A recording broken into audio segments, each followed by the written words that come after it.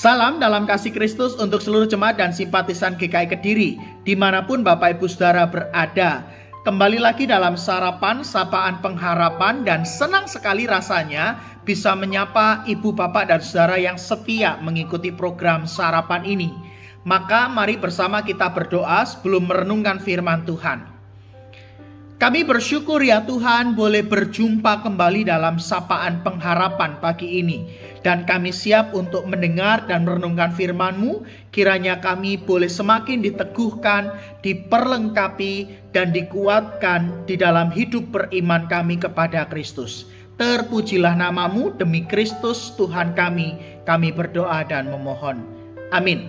Sarapan pagi ini kita akan merenungkan tema Yesus ngomong soal hati, diambil dari bacaan Markus pasal yang ke-7 ayat 20 sampai 23. Kata Yesus, apa yang keluar dari seseorang itulah yang menajiskannya, sebab dari dalam, dari hati orang timbul segala pikiran jahat, percabulan, pencurian, pembunuhan, perzinahan, keserakahan, kejahatan, kelicikan, hawa nafsu, iri hati, hujat, kesombongan, kebebalan.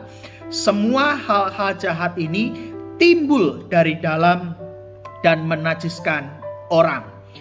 Ibu, Bapak, dan Saudara sekalian, dalam pengadilan seorang tersangka diadili bukan hanya dilihat dari tindakan yang dilakukan, melainkan juga dari motivasi atau niat di balik tindakan tersebut. Adakah unsur kesengajaan atau tidak, atau tindakan itu sudah terencana atau tidak, dan lain sebagainya. Dan hal ini menegaskan bahwa motivasi yang tersembunyi di balik hati seseorang, sekalipun itu tersembunyi, namun yang tersembunyi itu pasti akan nampak dari tindakan yang dilakukan oleh seseorang. Dan berbicara isi hati yang tersembunyi namun bisa terlihat, bacaan kita juga menegaskan hal tersebut. Yesus sedang merespon hukum kenajisan yang dipersoalkan oleh orang Farisi dan ahli Taurat saat mereka melihat murid-murid Yesus makan dengan tangan yang belum dibasuh. Nah, respon Yesus menegaskan bahwa ia sedang mendefinisikan ulang arti hukum kenajisan, yang mana najis itu menghalangi seseorang untuk beribadah kepada Allah atau tindakan yang dibenci dan menjadi kekejian di mata Allah. Nah, bagi Yesus, murid-murid yang makan dengan tangan belum dibasuh bukanlah kenajisan yang menjadi kekejian bagi Allah.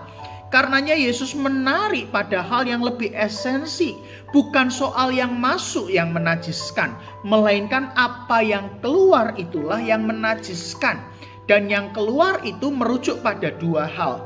Pertama, hati sebagai pusat kehidupan, dan yang kedua adalah tindakan yang didasari oleh niat atau motivasi yang tersembunyi dalam hati seseorang. Nah, secara detail Yesus menyebutkan berbagai macam rupa-rupa kejahatan yang timbul dari dalam hati seseorang. Dan rupa-rupa kejahatan itulah yang seharusnya disebut sebagai kenajisan. Sebab ketika seseorang berbuat jahat dan melakukan hal-hal yang tidak pantas, bukankah hal itu menjauhkan dirinya dari Allah, dan tindakan itu sudah pasti menjadi kekejian di mata Allah. Ibu, Bapak, dan Saudara sekalian, apa yang menjadi isi hati kita itu sangatlah bergantung dari hal-hal apa yang kita masukkan dalam hati kita. Jika hati kita diisi dengan segala macam kebaikan, tutur kata dan laku kehidupan kita pun akan menghasilkan kebaikan semata. Sebaliknya, jika hati kita diisi dengan kebencian, maka tutur kata dan laku kehidupan kita pun pasti akan menampakkan kebencian juga. Oleh sebab itulah, mari belajar untuk membersihkan hati kita dari segala macam pengaruh yang buruk dan yang jahat. supaya hidup kita menjadi baik dan sehat.